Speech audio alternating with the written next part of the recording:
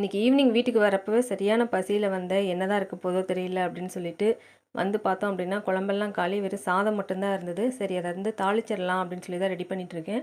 அதுக்கு என்னென்ன வேணும்னு பார்த்துடலாம். வானல் வச்சுட்டு கொஞ்சமாக எண்ணெயும் நெய்யும் ஊற்றிடுங்க. அதில் ஒரு முட்டையை உடச்சி ஊற்றி 2 கிளறுங்க.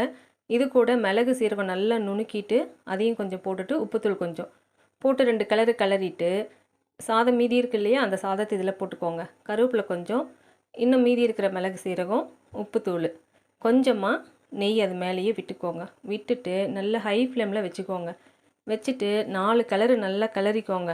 நல்லா குத்தி விட்டு கிளறிட்டு நல்லா சூடானதுக்கப்புறமா ஒரு பிளேட்டில் மாற்றிக்கலாம். நல்லா மிளகு சீரகம் அந்த நெய் இந்த வாசனை பார்த்திங்கன்னா ரொம்ப அட்டகாசமாக இருக்கும். டேஸ்ட்டு ரொம்ப நல்லாயிருக்கும் பார்த்துக்கோங்களேன். நல்லா சூடாக இருக்குது. இப்போ சாப்பிட்டு பார்த்துடலாமா? ரொம்ப டேஸ்ட்டாக இருக்குது. நீங்களும் இதே போல் ட்ரை பண்ணுங்கள்.